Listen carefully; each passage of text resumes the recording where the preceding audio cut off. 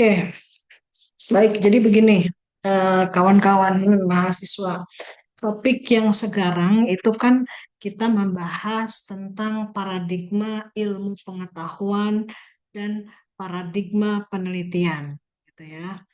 Nah, tadi mahasiswa kelompok sudah menyampaikan PPT-nya, gitu ya, materinya versi pemahaman mahasiswa terkait dengan paradigma ilmu pengetahuan dan ciri-ciri penelitian pada aspek ontologis, epistemologis, aksiologis, metodologis, dan retoris ya.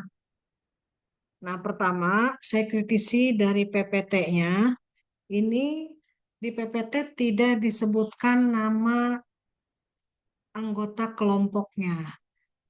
Tapi yang dituliskan namanya itu hanya di Word ya, Ismina ya, Mi, Nisa, Sofwa, Rasya, Mutiah tidak hadir ya, sakit. Oke, jadi nanti direvisi di PPT-nya itu harus dimunculkan nama yang seperti di Word. Oke.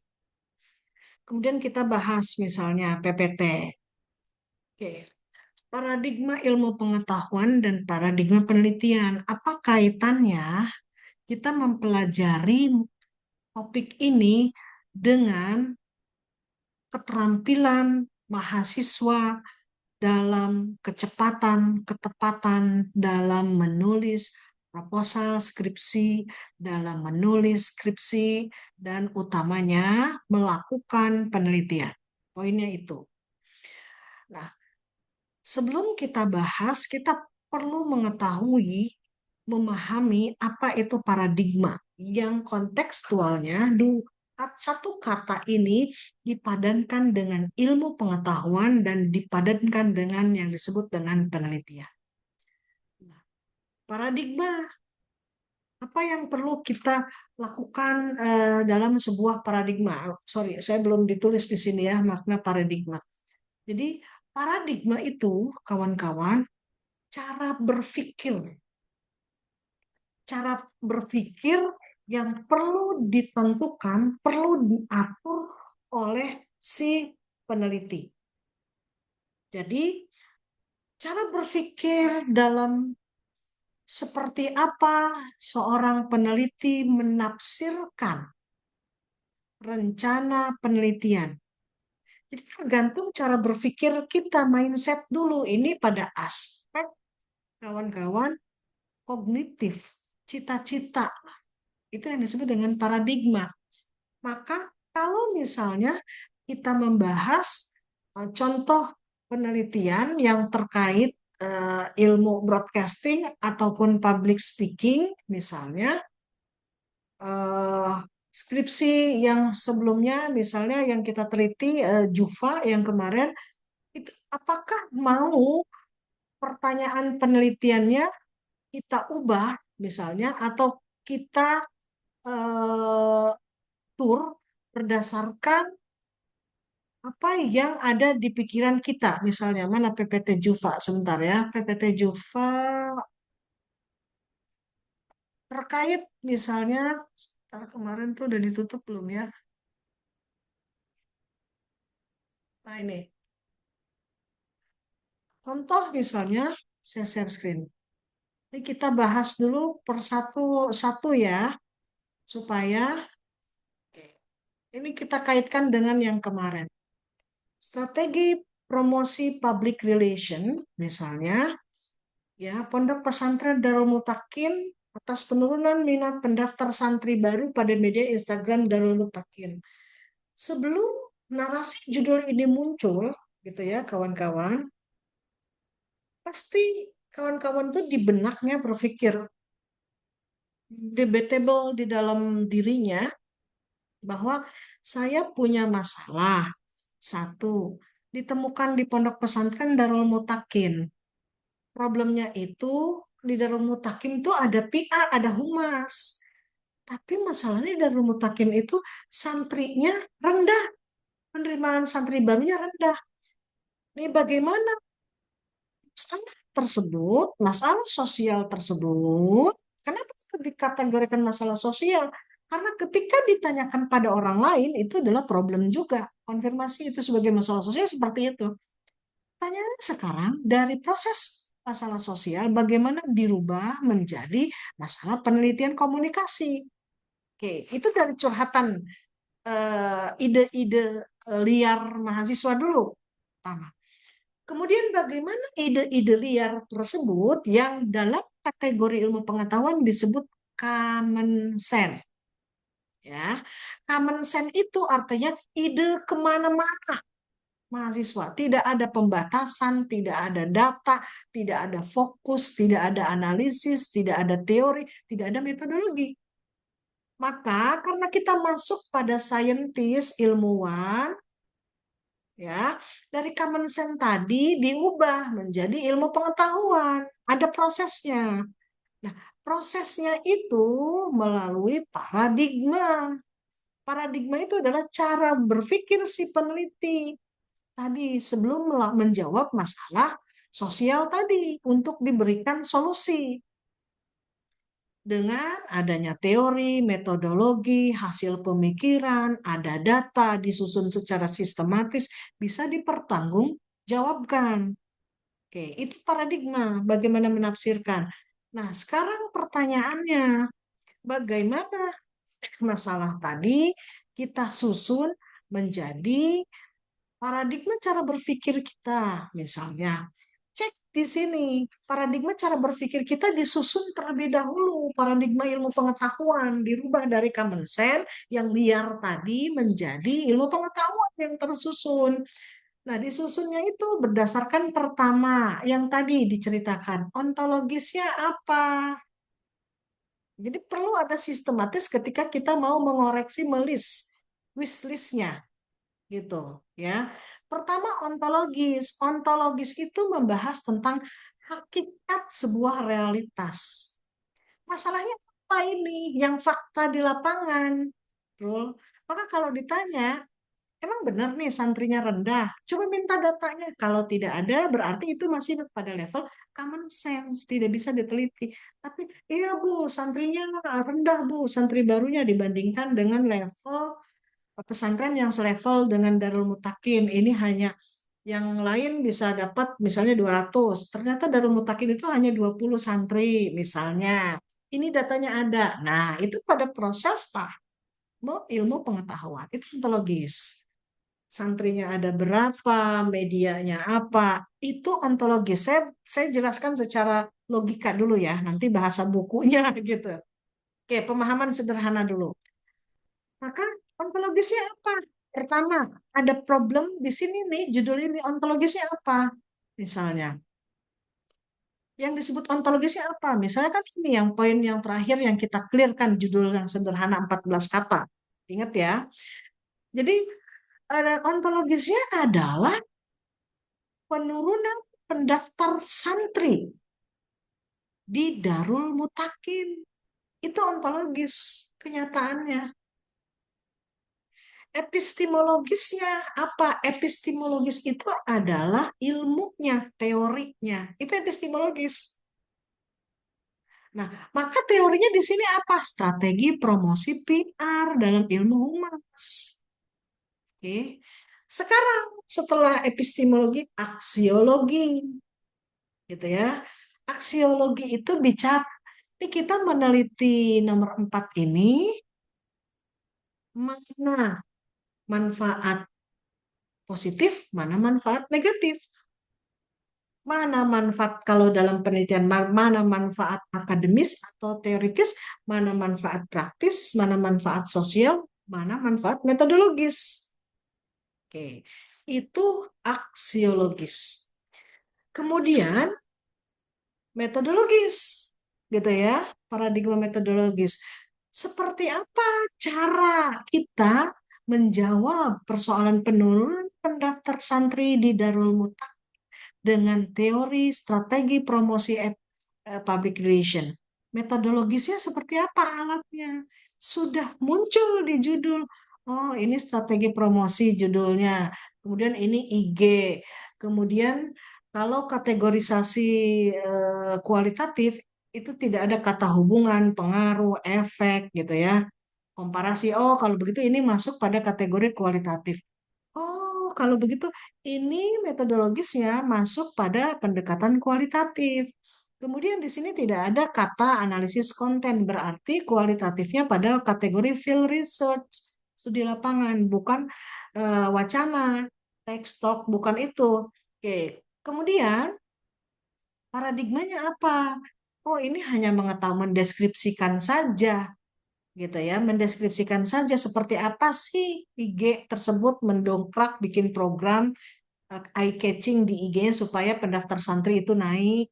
Oh, berarti hanya ada case-nya studi kasus. Kalau misalnya pengen tahu nih pengalaman pengelola IG Darul Mutakin berarti fenomenologi. Udah ketahuan tuh. Nah, terakhir retoris. Retoris itu bicara tentang bahasa yang digunakan.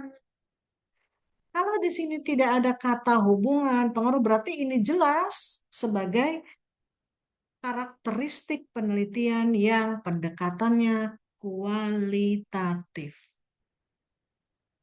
Oke, seperti itu ya. Maka tadi ini mengcover pertanyaan, menjawab pertanyaan Safrul. Ketika kita presentasi proposal atau presentasi skripsi, kalau ditanya, ini mana ontologisnya, aspek ontologisnya? Ini mana aspek epistemologisnya? Ya, aspek ontologisnya bahwa si peneliti ingin melihat persoalan hakikat yang sesungguhnya realita problem dalam penelitian ini adalah ada penurunan pendaftaran santri. Padahal sudah menggunakan IG, dibantu IG, bukan hanya konvensional, tapi juga dengan digital. Harusnya kan naik. Epistemologinya apa? Epistemologi, pisau analisis keilmuannya, teori strategi promosi IMC, Integrated Marketing Communication. Nah, itu jawabnya, Safrol. Jadi, maksud saya, ketika kita belajar mata kuliah metodologi penelitian, itu memang harus betul-betul paham di otak kita, logikanya masuk. Bukan hanya kita membaca naskah, ya. Sehingga ketika kita tahu theoretical, oh, real prakteknya seperti apa, gitu. Maka ini saya lihat dari PPT yang dibuat oleh mahasiswa itu belum masuk dari poin-poin yang saya jelaskan di buku. Nah, di RPS kan sudah saya jelaskan, misalnya topik yang sekarang baca dari halaman misalnya 122 sampai dengan dimensi ya. Nah, jadi dibaca dari sampai 30 untuk paradigma ilmu pengetahuan. Karena ini sudah kontekstual, buku yang saya buat ini sudah kontekstual pada ilmu komunikasi, filsafat, ilmu pengetahuan, dan praktis kontekstual pada penelitian.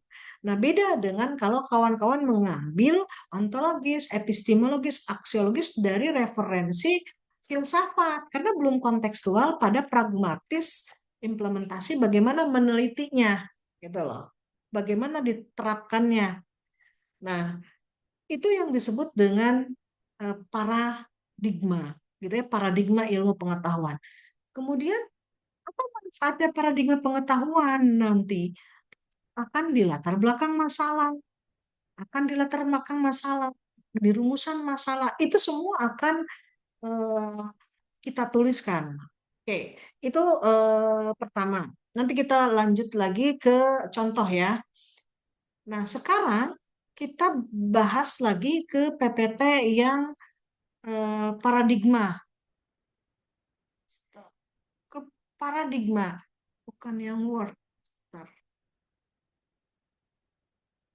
terlalu banyak file di saya sebentar ya, sekalian pekerjaan ini. Tadi materinya ya. Sebentar outline, PPT Jova.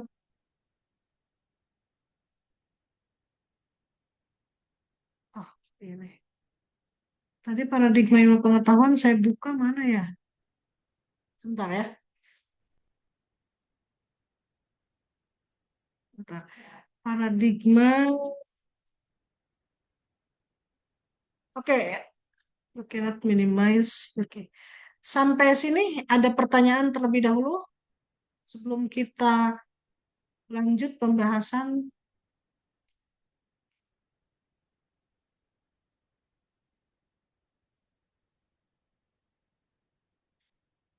Bentar, saya ketutup ininya tadi filenya.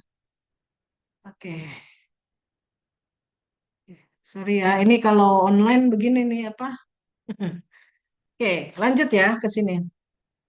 Oke, jadi cara berpikir kita nih mau mau dibuat apa ontologisnya, epistemologisnya, cara jadi ditentukan oleh kita masalahnya itu. Oke, selanjutnya kita bicara pada jangan ini dulu, ini paradigma penelitian. Nah, ini ilmu pengetahuan, rencana masalah, nanti paradigma berdasarkan ini ya. Nah, setelah ontologis, epistemologis, aksiologis, metodologis, retoris, nah kita tentukan pada paradigma penelitiannya. Nah, paradigma penelitian nanti berkaitan dengan jenis metodenya apa, cara menjawabnya gitu ya, subjek dan objek penelitian, teknik pengumpulan, teknik analisis lebih khusus lagi gitu loh. Dari abstrak sampai ke konkret. Oke. Nah, sekarang nih, dimensi ilmu pengetahuan. Dimensi ilmu pengetahuan, ini yang tadi ontologis. Jadi apa hakikat yang harus diketahui? Tadi masalahnya ontologis. Jadi kalau bilang ini ontologis dari penelitian yang tadi bimbingan saya Juva itu apa? Peneliti atau masyarakat pembaca ingin mengetahui melalui representatif diwakili oleh si peneliti. Masalahnya kan masalah semuanya, bukan masalah si peneliti semata. Mau mengetahui hakikat yang sesungguhnya, ini kenapa sih pendaftar santri ini, santri baru ini rendah di Ponpes Darul Mutakin, gitu ya. Kemudian epistemologis, hubungan antara peneliti dengan objek penelitiannya dan objek yang ditemukan. Bagaimana kita punya kaitan dengan objek penelitian itu tergantung pada keterampilan, kepemahaman, kepakaran si peneliti terhadap teori yang digunakan. Maka pemilihan teori harus tepat. Kemudian aksiologi, ya, peran nilai-nilai dalam kegiatan penelitian. Ya kalau kita mau melakukan penelitian, sekarang pertanyaannya saatnya kita meneliti pondok pesantren Darul Mutakin misalnya. Manfaat sosial secara garis besar bahwa misalnya pendidikan umum di Indonesia sekarang sudah tidak mumpuni memenuhi tuntutan dekadensi moral di Indonesia. Misalnya. Maka harapannya adalah ada pendidikan pada Islam. Pendidikan pada Islam yaitu salah satunya pondok pesantren.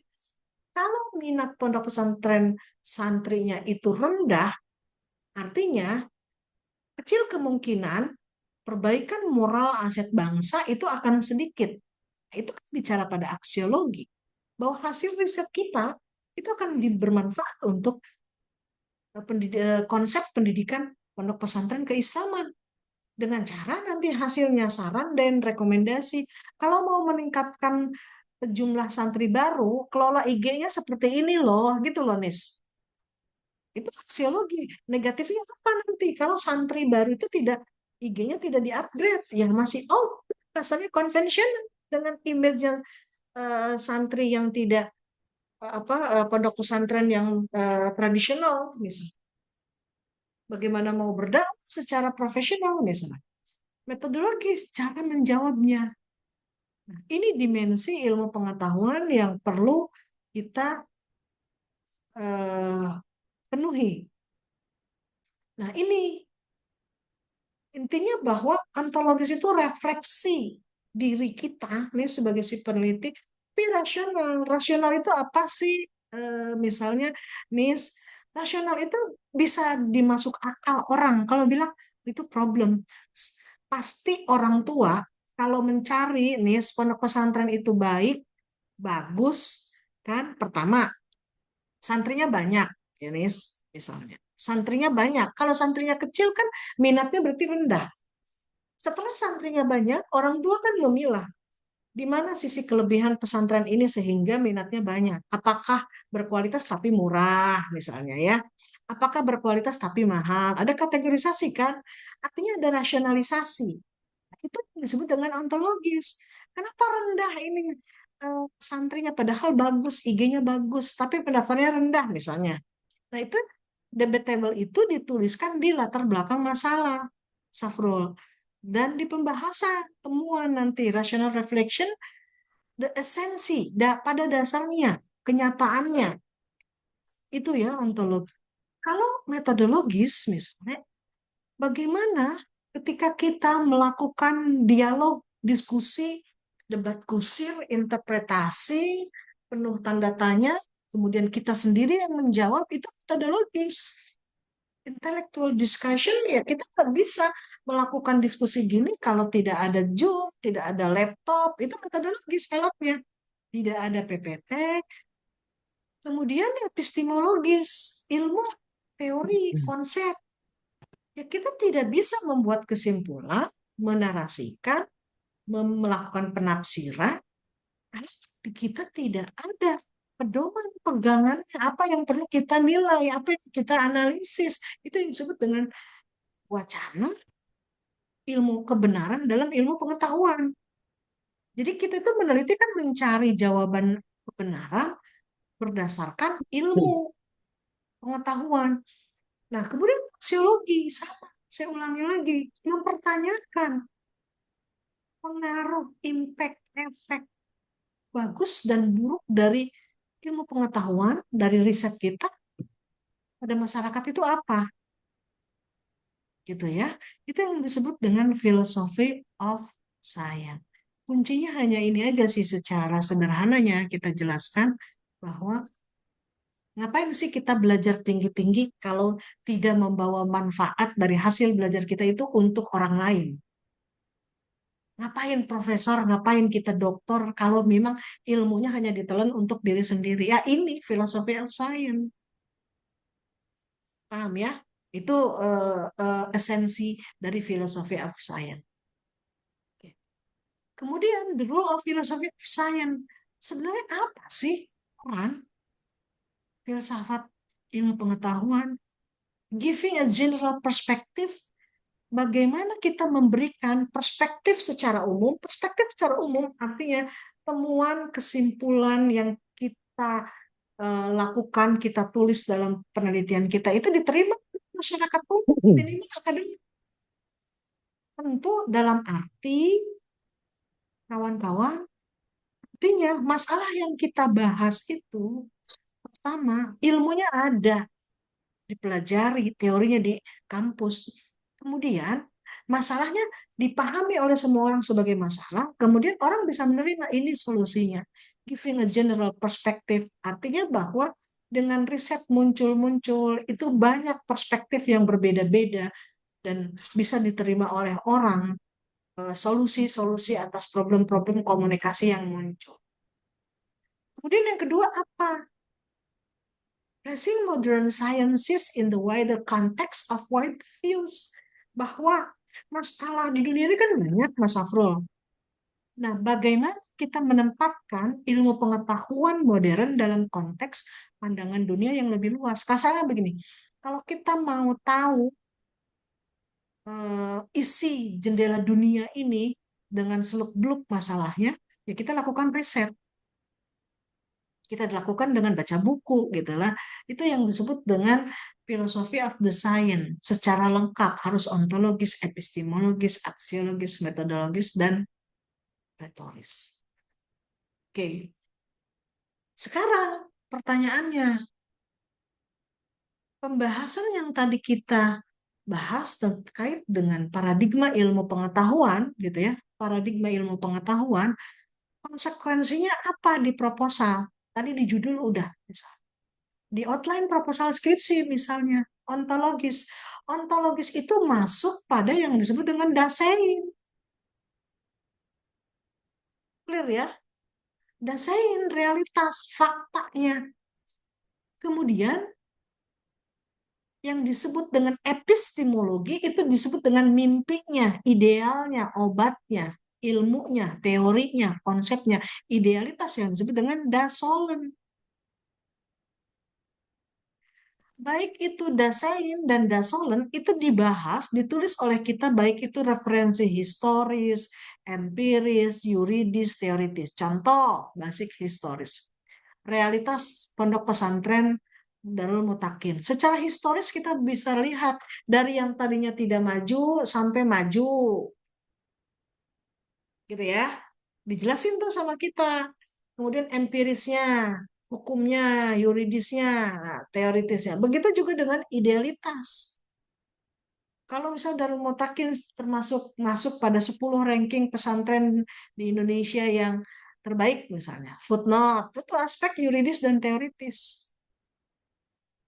Oke, jadi eh, ontologis, epistemologis itu dituliskan juga pada latar belakang masalah. Diidentifikasi masalah juga sama. Diidentifikasi masalah hanya dimasukkan pada aspek ontologisnya saja. Di fokus penelitian juga difokuskan pada ontologis saja. Rumusan masalah itu mencakup rumusan masalah itu ontologis, epistemologis, kemudian metodologis dan aksiologis bisa masuk. Tujuan penelitian sama, artinya bahwa dari paradigma tersebut itu terkait dengan bagaimana kita caranya menuliskan pada isi proposal skripsi atau isi dalam skripsi itu sendiri. Oke, sampai sini ada pertanyaan?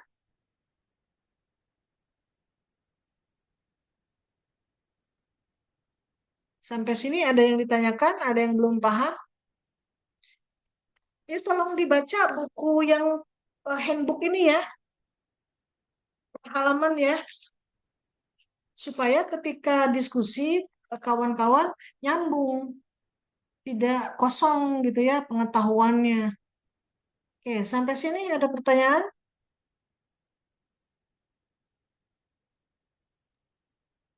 Paham, Bu. Paham ya, Alhamdulillah. Oke, selanjutnya sekarang.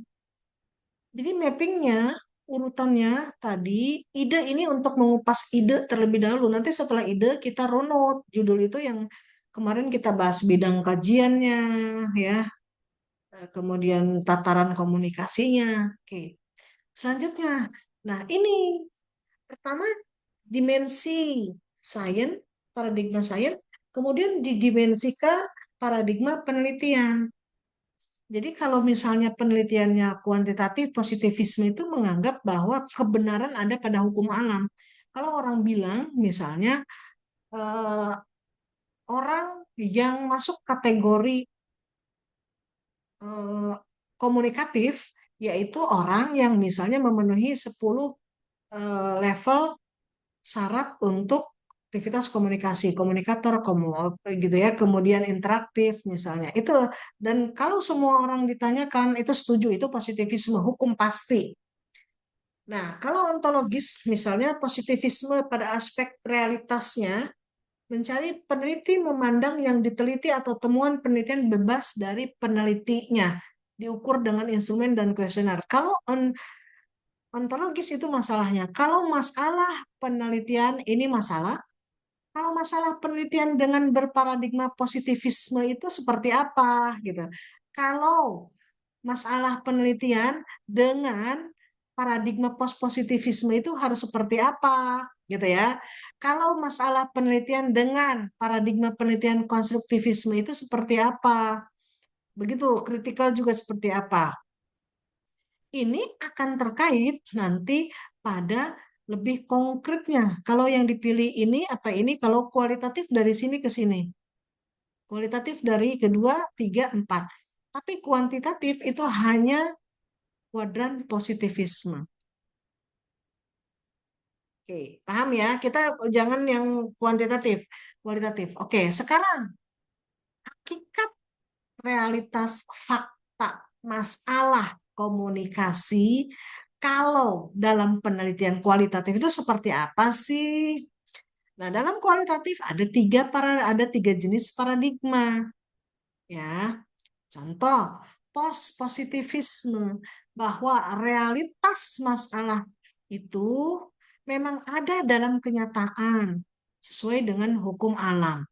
Ini sampai sini nih, ya, masih dari sini sampai hukum alam ini masuk pada kategori positivisme, hukum alam. Oke, ya. Nah, tapi karena ini ada positivisme, ada lanjutan. Pos itu pasca positivisme. Tetapi suatu hal yang mustahil bila suatu realitas dapat dilihat secara benar oleh peneliti. Contoh misalnya, kalau dari hipotesis yang sampai hukum alam ini, itu positivisme, hipotesisnya seperti ini, penelitian Juva misalnya. Kalau jika IG Darul Mutakin dikemas dengan profesional, maka santri baru, pendaftaran santri baru Darul Mutakin membludak. Kan seperti itu ya. Itu hipotesis positifnya. Hipotesis negatifnya, jika IG dikemas dengan profesional, gitu ya. Jika tidak dikemas dengan gini, yang negatifnya, jika IG Darul Mutakin tidak dikemas secara profesional, maka terjadi penurunan santri baru. Itu hipotesis negatif kan? Hipotesis negatif. Nah, kalau positivisme itu kita hanya pada bermain pada hipotesis alternatif, hipotesis negatif. AHO, positif negatif. Hanya itu pilihannya dua. Tetapi di lapangan si peneliti menemukan tidak ada pilihan antara A, B. Hipotesis A, hipotesis B. Tapi menemukan ada yang tengah-tengah. Apakah A minus, apakah B minus gitu loh. Ditemukannya apa? IG-nya sudah profesional, tetapi pendaftar santri barunya rendah penurunan. Kan tidak selaras kan? Paham nggak? Tidak selaras kan? Itu tidak normal dengan logika umum. Paham nggak? Maka ada Paham, paham. pengecualian.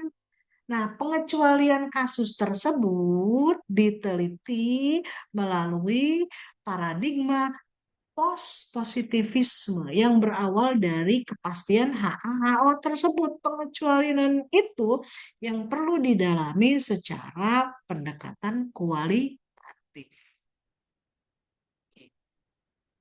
Itu positivisme, ya. Oke. Jadi, tetapi suatu hal yang mustahil, mustahil itu tadi IG-nya udah bagus kok, keren kok, eye-catching kok, gitu ya. Ada konten kreatornya kok, ilmu agamanya, konten agamanya masuk, gitu ya. Promosinya bagus, tapi kenapa santrinya sedikit, gitu loh ya. Bila suatu realitas dapat dilihat secara benar oleh peneliti, kebenarannya beda tersendiri. Nah, itu yang perlu digali dengan paradigma post-positivis. Nah, tapi kalau yang paradigma konstruktivisme, misalnya, realitas masalahnya itu ada dalam bentuk bermacam-macam konstruk mental, keinginan, ideologi, pengalaman sosial, si pembuat teks, si pembuat kasus yang tentu bersifat lokal dan spesifik. Contoh misalnya, kalau yang misalnya kajian media, kenapa kasus misalnya terkait dengan apa contohnya Prabu dengan Dokter Oki misalnya, ini lagi tren terkait dengan LGBT, penyuka sesama jenis, itu isunya misalnya. Kalau konstruktivisme ini ada dua media, satu media memberitakan keduanya intens ya, satu media memfokuskannya pada aspek legal hukum keislaman dan Indonesia, bahwa itu tidak sesuai dengan kultur dan nilai agama mayoritas Islam Indonesia, gitu ya. Stressingnya penekannya pada ayat Al-Quran. Media satu lagi stressingnya pada misalnya human right, HAM. Nah, itu kan dua hal yang berbeda. Maka kita meneliti yang mau disampaikan oleh media ini maunya apa sih? Apakah dia pro LGBT, apakah dia kontra LGBT? Kalau dia pro sama-sama, stressingnya beda-beda. Ini yang mau disampaikan oleh medianya ini apa? Konstruktivisme, ya. Oke. Kemudian kalau misalnya masalahnya kritis, bicara pada realitas di balik kenyataan yang tidak tampak. Contoh, kok misalnya kenapa tokoh Muslim dia malah dia tokoh Muslim, profesor Muslim, tapi kok dia pro banget dengan LGBT, bahkan dia pelaku yang menikahkan sesama Muslim penyuka jenis tapi dinikahkan bisa. Heran kita tanda tanya, sebenarnya dia Islamnya gimana sih kan pertanyaan seperti itu ya. Sepertinya seperti misalnya yang menikah Deddy Corbuzier dulu sama Kalina.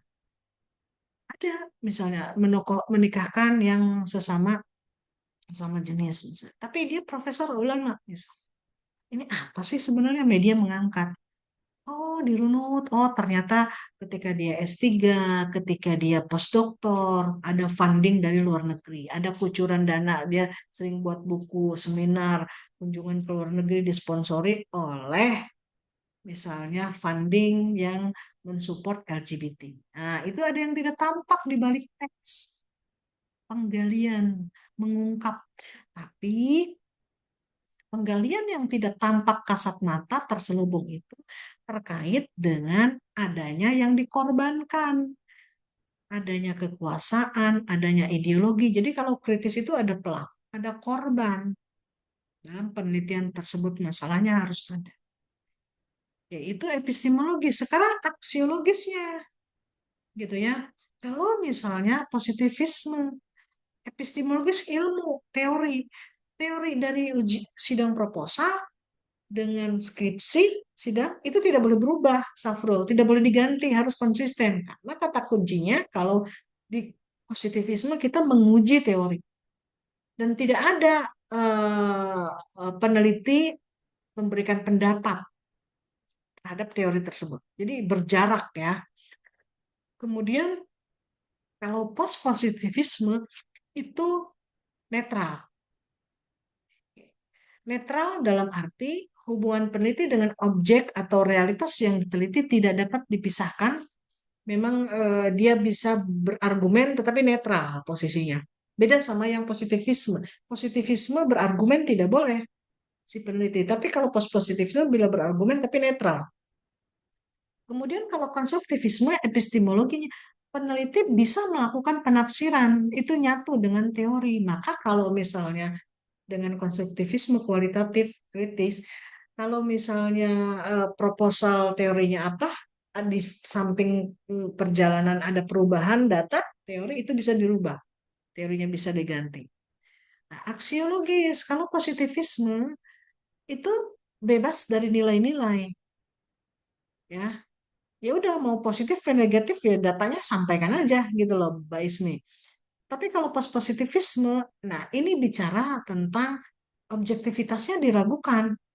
Maka kita harus lebih dalam, nilai keponya lebih tinggi lah post positivisme itu aksiologisnya, karena memang masalahnya nyeleneh tidak umum gitu loh ya, mustahil tadi. Nah kalau konstruktivisme basis nilainya itu tidak terpisahkan dari peneliti, jadi kita rasa si peneliti itu bermain aspek positif aspek negatif itu bermain. Nah kalau kritis aksiologisnya posisi si peneliti nilai-nilainya itu harus menjadi pembela si korban kalau dalam riset. Jadi sebagai aktivis, sebagai pendamping yang dikorbankan. Jadi subjektivitas si peneliti ditentukan dalam penelitian kritis yang aksiologis. Nah, Seperti itu. Nah, bahasa retorisnya tentu bahasa yang positivisme, hubungan, perbandingan, kemudian pengaruh, efek. Tapi kalau konstruktivisme, pemahaman, menemukan, mendeskripsikan. Kalau retoris kritis, mengungkap, menemukan, menggali, seperti itu.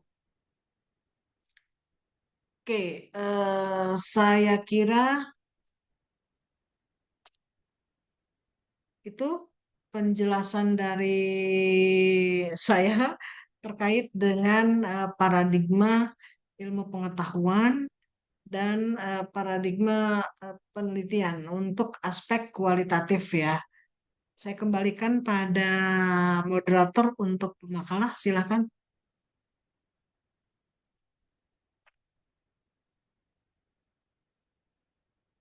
Silakan.